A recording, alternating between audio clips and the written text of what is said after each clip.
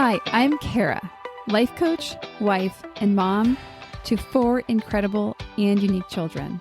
It wasn't all that long ago that my son received a diagnosis that had my world come crashing down. I lacked the ability to see past the circumstances, which felt impossible, and the dreams I once had for my life and family felt destroyed. Fast forward past many years of surviving and not at all thriving, and you'll see a mom who trusts that she can handle anything that comes her way and has access to the power and confidence that once felt so lacking. I created the Special Needs Mom podcast to create connection and community with moms who find themselves feeling trapped and with no one who really understands. My intention is to spark the flare of possibility in your own life and rekindle your ability to dream. This isn't a podcast about your special needs child. This is a podcast about you. If you are a mom who feels anxious, alone, or stuck, then you are in the right place. Welcome. Hello and welcome to the Special Needs Mom podcast. This episode is another part of our Summer Sabbath series. And as many of you know, I've pulled out our most loved and best of, if you will, episodes way back from the archives, and we're reproducing them for you over the summer. So, win-win, gives me a rest, gives you some content that you may have missed from years ago. In this particular episode, as I was preparing to kind of reintroduce it, it's kind of crazy for me to look back on, actually. I'm going to give you a little backstory before I tell you more about the episode. This was recorded, the original episode was recorded at a time that I was facing a lot of public knowledge about my son's health. Well, and even more backstory, for those of you that haven't kind of heard the full story of my son's disabilities, and, I don't talk about them in detail here all the time. It's actually really funny because my younger brother said, "I love your podcast." He doesn't have any kids. And he was like telling me how he listens to it all the time and he loves it. He's like, you really should talk about Levi more often. Because of course he's like, I want to know about Levi. And so it's just really funny. But Levi, my son, who's now 15, his disabilities were all acquired via a tumor resection surgery 13 years ago. So he was this precious 2-year-old who, up until that time, was completely typical. And after his surgery, as I'm sure you can picture, he had many, many disabilities. So, boom, we landed in the land of disabilities very quickly and, very scarily. Is that a word? I don't know how else to say that right now. So let's fast forward to the fall of 2021. We were humming along, honestly. I was like really engaging in new and like really fun things in the business. And we got the news that Levi had not 1, but 2 new brain tumors. So in other words, recurrence from his original tumor. So we did another brain surgery, of course, with a lot of complications. That's the only way we do things over here. And then February 2022, we found out that, darn it, we didn't get all the tumor. So we had to move forward with another little surgery and then proton beam radiation. So with all of that, a lot of people, I want to say we're up in our business, but that's not what it was. A lot of people wanted to support us and to love us. And, we were sharing a lot more details of his health journey, just the nature of kind of how that goes when people want to know and are actively supporting you. We had amazing community support. And so it's interesting. I think about that time and it has very mixed feelings, both of, oh my gosh, community people are amazing. I have so many stories I could tell you right now. And clearly we're kind of walking through hell. So we had a lot to be with in terms of how people responded to us and our situation. That's, I think, what inspired the timing of this episode. The episode was originally called Toxic Positivity. I know, really creative title. I mean, there's nothing like being direct. The new title is The Danger of Forced Positivity, Allowing Space for All Emotions. Because ultimately, whether we're forcing ourselves to be positive or other people are trying to force us to be positive, it's ultimately a symptom of discomfort with big emotions, or maybe discomfort with hard emotions. I listened to a different podcast recently that talked about this so brilliantly. He's, I don't remember the name right now, but it's a chaplain who works in hospitals. And so he is with people who are grieving. So I really think that so beautifully he described the experience of being without trying to kind of fix and force his positivity. So actually, I'm going to try to get him on the podcast. I have no idea if he'd be like, yeah, so like you're way too small for me. Who knows? I'm going to dream big on this one. And I will put the episode that I'm referring to on a totally different podcast. I will put it in the show notes if you're like, oh, that sounds kind of interesting. I want to hear about someone talking about grief in a really kind of different way. So with that, here is the episode that we've pulled from the archives for you today. Enjoy. The topic of the day is what we're calling toxic positivity. And you might have heard of this concept before. I feel like it's kind of out there if you're on social media and that kind of thing. Like it's something, a concept that we've heard of. And I want to talk about that today. And I'll use probably some examples from my real life on how like this might show up for you. I think examples of what toxic positivity feels like when we experience it from other people is it feels devalidating. And I think there's two phrases that I hear a lot that to me I would categorize as toxic positivity. The first phrase is coming from another person, or actually you might even tell yourself this yourself, is everything's going to be okay. Right? Have you been in a conversation where maybe you had some hard news yourself, or maybe your child wasn't hitting a milestone and it just is hard. And someone says, it's going to be okay. Or maybe something like, oh, don't worry, they're going to catch up. And I think instinctually, we as moms know that that's a lie. Like we don't know if they're going to catch up. And honestly, we don't know if everything's okay. Because honestly, it's not okay that Levi has this. It's just not. It is what's happening, but I'm not okay with it. Or I hear a lot from people that are kind of really struggling with feeling that stuck and trapped feeling. And maybe even that it's completely lack of peace and presence. And they say something along the lines of, I just don't like to focus on the negative stuff. I just try to keep it happy. Or I try to just really always correct myself and kind of always focus on the positive. And that's where I think is a slippery slope. And we'll get into the details of like the difference between the power of positivity and toxic positivity. I almost think that also people, when you think about thinking negative thoughts, or what I'm going to say is thinking a thought that produces an unpleasant feeling, or sometimes we might say a negative feeling, that there's this feeling of like almost like the boogeyman's going to get you. Like if you aren't positive, that those other thoughts and feelings are going to take you down. They're going to bring you more bad or more negative or more unpleasant. And while this is it's an interesting concept, because while I do believe that your thoughts, the things that you're thinking over and over again, those beliefs, those do ultimately create your feelings, your actions, your results. Those are who you're being in your life. And so there is truth to, if you're continuing to only think some negative thought strains, that it will create a specific result in your life. There's a big difference though in, I think, only allowing the positive. So let's define what toxic positivity is. Medical News Today is going to be where we get our definition, and it's toxic positivity is an obsession with positive thinking. It's the belief that people should put a positive spin on all experiences, even those that are profoundly tragic. Toxic positivity can silence negative emotions, demean grief, and make people feel under pressure to pretend to be happy even when they are struggling. It's a really good definition. So clearly, that word pretend, I think, is a really powerful word.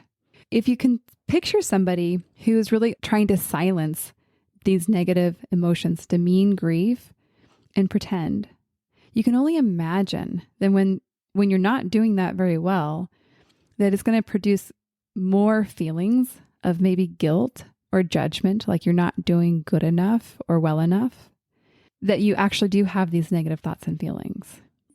It's almost like setting the bar of positive thinking so high that it's not humanly possible. So you're destined to basically fail at it, which is going to help you produce more thoughts of being not good enough and guilty or ashamed. So you can see how this is not helpful. Additionally, if other people are taking on that toxic positivity way of being, then in trying to connect with them and, in a situation where you kind of just want them to listen to you, it can feel like people are downplaying your very real struggles, right? Have you ever had that experience where you just want actually to be in a moment where like, this really sucks, this is really hard, and someone's trying to encourage you and says, don't worry, everything's going to be okay. Or, well, have you looked at it this way? Or something along those lines. It actually doesn't feel good. And like I mentioned before, this persistence to only have positive thoughts can then kind of help create some negative thoughts about how you're accomplishing that, or rather failing at that. And then that can turn and spin into some internalized negative beliefs about yourself, which then just open up this spiral to continue to have more negative thoughts and really just not feel well, and definitely not feel connected or authentic in your life. Something I think is interesting to point out here is that sometimes I think our society, and I mean, I definitely had this belief up until maybe like 5 years ago, was that we were supposed to feel good or be happy like 90% of the time. And then the other 10% is when we might feel something other than that. And there's a mentor that I followed for a long time, and she talks about having basically 50-50 emotional balance, of that half of the time we're going to have emotions in what we would call the pleasant or positive category. And the other half is on the other side, right? If you just look at the spectrum of how we might show up in life, it totally makes sense. Even I want you to picture that. And I want you to also remember that I think, so that's obviously not true, like the 90-10 thing that I thought was what I was working to achieve and clearly failing at.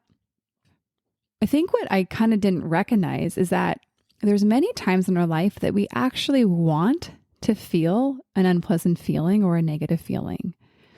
Like I want you to picture when, let's use a beloved pet that's passed away.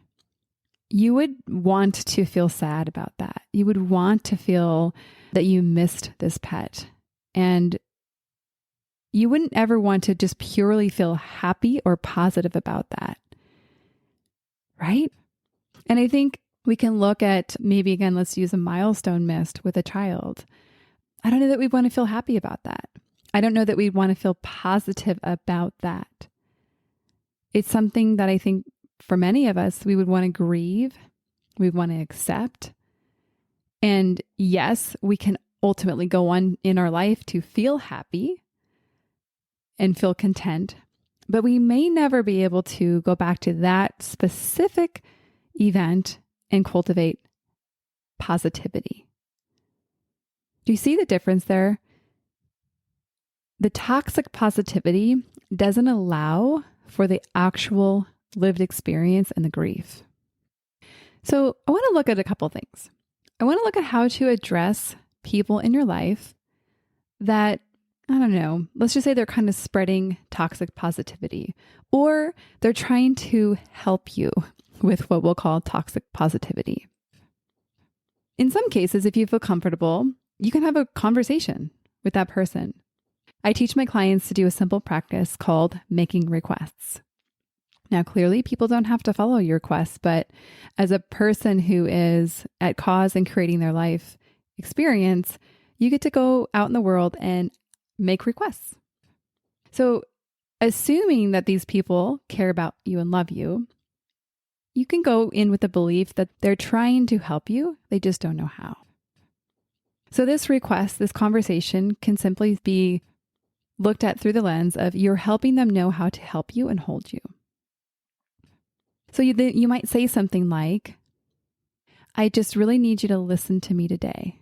And not from a place of like, I just need you to listen. More like, hey, can you just listen to me? I just need to kind of vent and be where I'm at. And I don't even need you to respond. I just want you to hear what I'm saying. Or maybe they are kind of trying to jump and fix. And you can actually even interrupt them and say, you know what? I appreciate you trying to help me right now. I know that it's hard to know what to say in these circumstances, but it's actually okay if you don't even respond. I just needed you to hear me. I don't know, something like that. And interestingly enough, in our culture, we're actually not very good listeners. And I think we're also typically very uncomfortable on how to respond when we hear news that makes us hurt, right? And so I think we've all done this in conversation, trying to fix and trying to help. And I think you as a mom of a special needs child, this is where you get to practice showing up in the world in a way that creates the experience that you want. So in other cases, you might not feel comfortable having that conversation. Maybe this person is maybe a relative that isn't really known for listening or heeding your requests. And this is where you get to set up a boundary.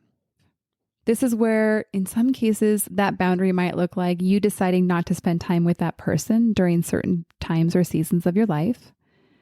That's kind of a more extreme situation. Or it could be not sharing certain things with that person. So you just actually you decide not to go deeper in those conversations. That's an option. And then it looks like actually creating space for yourself to still process, even if that person that you kind of wish would be a little different isn't able to do that at this time, then you get to still go create the experience that you want and need. And this is where you can go journal. You can say, okay, well, a therapist is actually a brilliant person to allow all the spectrum of feelings to be with. Of course, in life coaching, this is applicable as well, where you actually get to show up exactly how you are, and you don't have to come already fixed or positive. And so there's many different tools where you can help actually process the emotions. We won't go over that today, but it does make me think of an episode in the future. And as we wrap up, I want to put in one more point. I want to look at the difference between toxic positivity and positivity. And I think the difference that I see most significantly is that it becomes toxic when it's stuffing positivity over sadness, over fear, over grief, whatever it is over. I want you to almost consider that if there's the true emotion that you have based on the experience that you're having, and you're not letting it come out and come up and be tended to, and then try to stuff positivity over it, that's toxic. It's almost like, let's think of an example here. This is random, but we're going to go with it. It's like if you have a pair of gym socks and you just worked out and they're a little stinky. They are wet. And it's like if you don't let those air out and you just cover them up with, I don't know, dry clothes, or if you just put them back in the drawer and like put them back, they're going to get kind of stinky and they're going to get worse. They're not going to get better. And it's interesting. Again, this is a very random example that let's just say that they start like molding and growing things on them because they didn't get the air that they needed. So this positivity, which we're calling is just putting it back in the drawer and saying a happy thought and moving on, actually creates a deeper issue. And in this case, a more stinky issue than if you had allowed them to air out. Okay, again, I'm sorry. It's a very random example. So it's powerful if it's what I'm going to call pure. There is actually so much power in hope.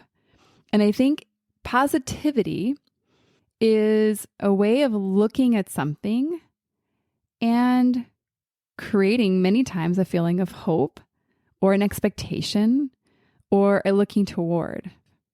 There's this study, I don't know if you've heard of it before, and I don't know the name or reference of it, but something about rats swimming in pools. And I know, I'm sorry about the rat thing, but I mean, we already talked about gym socks, so it's not that much worse. And they have these little rats swimming, and kind of getting to the point of exhaustion. And when they get to the point where they kind of look like they're fatiguing, they, in some way, the experimenters kind of rescue them a little bit, give them a break. So when they go back in the water, after they had that relief and that hope, they swim something like twice as long as the rats that never got that hope, or that, we're going to call it that positivity. And so there's power in that, but it's distinctly different in the positivity stuffing over. Do you see the difference there? I think a word that is really helpful in this is and, right? So it's having the spectrum of experiences, the sadness, the grief, and having the hope, the positivity. It's having them coexist. And let's use my current life situation as example to kind of bring this episode to a close. Toxic positivity would only allow myself to think of the happy thoughts. We have treatment. It's all going to be okay. We'll get through this. I don't know, what other positive thoughts I might tell myself to make myself try to feel better. But it would certainly look like me also doing the same thing for other people. So in my case, it would look like me hushing other people's sadness. And in my case, my son's sadness. Like trying to distract him when he's sad. It'd be like trying to fix him. We were actually in a conversation recently, and I'm going to intentionally leave this vague to kind of protect his privacy. But he was sharing about a fear of something. And honestly, watching him process this and be in this, I desperately wanted to jump in and tell him it's not going to be that bad, because what he was picturing was a little different than I think is going to actually happen. So I wanted to go fix it. Yet, what I needed to do in that moment as his mom is to allow the sadness, allow the grief, allow him just to be in that place without me trying to end it or close it up and wrap it into a bow. Now, it's interesting because I'm obviously aware of this, but that didn't take away my desire to go and just say, Levi, it's going to be okay, and tell him all the reasons why. It was uncomfortable for me. It was hard for me to watch, right? Like I wanted to have him feel better so that I could feel better. And so on the other side, at another time, after I've allowed his sadness to just be there as long as it needs to be, I can go back to him and say, hey, by the way, you talked about this one experience. I think it could maybe be more like this. What about if we start thinking about it that way? So that you don't have as much to fear, or that you don't have to think about that thing, because I don't think it's going to be that way. Do you see the difference there? It's not positivity over, like stuffing over. It's positive thinking, and we still get to be sad, but we also still get to feel positive, and we get to kind of have the hope and the outlook that we want around us. So that is a wrap for this episode. And I thank you for just the community here. And for those of you that have already reached out and are so kind and caring. And my expectation for the show is that we will go on and that we won't have to have any disrupted time. But I also have a lot of unforeseen in the future. And as we wrap this up, I want to ask you guys if you have found any value in this show or episode, that if you haven't already, it takes just a second to go over to iTunes, where most of you listen, or Spotify, and just do a quick rating. And if you have an extra minute or two, do a review. It just helps other people to look at the show and to have it come up more easily in searches. And don't forget to share the show with your friends. Sharing is caring, as they say in my daughter's preschool. And so I would be so honored if you would share this show, any of the episodes, with your community. We will see you on the next episode.